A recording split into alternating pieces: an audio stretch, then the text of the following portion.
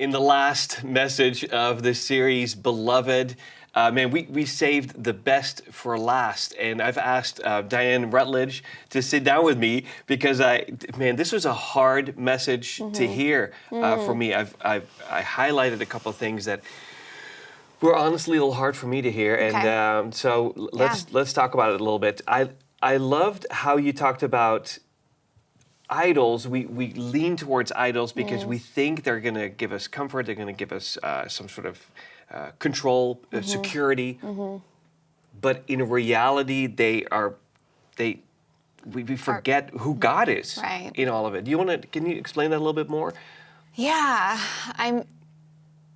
it is true that they can bring temporary, relief, comfort, security. So I think that that's the allure of them. But how they keep us from God's love is that those things become our source of strength, our source of numbing our pain. And so that was the challenging part for me in this message, is that I'm looking at my life and I'm going, what are some of my idols that I'm struggling with? And I shared in the message that, possessions and having possessions for me has been something that I've had to combat. But there's other things in my life that come up that I turn to and I say, you know what, these things are my source of strength. This is, if this happens, then I'm gonna have security. And what's crazy is that God all the while is inviting me to, hey, have you thought about talking to me about this? Have you thought about the fact that those things don't represent your identity, that you could have all of these things removed from your life and I would still be here with you and you would still be my child? And we see this when we go into communities that aren't as affluent as ours in America. And you see that they have this thriving, living relationship with God. And you're going, oh my gosh, like God is the experience. God is the one that can satisfy us truly. But idols, they keep us from seeing that. Because they give us that temporary high, that temporary dopamine, and those temporary needs met in a physical way, but not a spiritual way. I love that, and I love that you said, like, when you take that to God, and once again orient yourself towards God. God doesn't just say, listen, it's okay, you're one of my children, but actually when you look at, especially Old Testament stuff, you look at these really evil people, or they do really weird things, but then when they orient their life just to God, God says, okay, you're a man, you're a woman after my own heart. Right. Like David, who that was his thing. He was able to reorient himself to God. And I'm so thankful that we too have that, that grace. Yeah, and he helps us to figure out what exactly, we need. And I think that that's kind of the key. Idols put a Band-Aid on the pain that we're experiencing, whereas God gets to the root. You're feeling rejected, and let me show you how you're approved by me. You're feeling insecure. Well, let me show you the confidence that you have.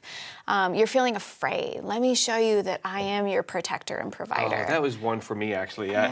Thanks for that whole list of some really down-to-earth, real-world, contemporary examples of these idols that we have.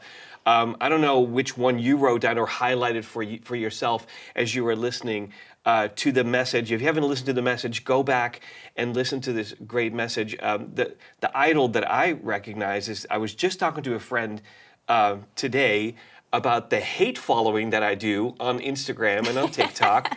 And that is like, you mentioned it, like, are you spending your precious energy and time on wishing things were different? Are you fixated on fear and anger? And I'm like, Diane, would you mind shutting it down? I'm out. I don't want to hear anything anymore. I can't hear exactly. This. Yeah. But it was so helpful. And I think there's people who are joining our conversation who also will go, I didn't even know that was an idol, that's coming between me and my correct image of who God is in my life. And I appreciated that John led us to the point of saying, okay, how do you overcome this? Because a lot of times we want to do things in our own strength I'm going to fast from this, I'm going to do this. And there's a time and a place to release yourself from certain things that are, are consuming your life.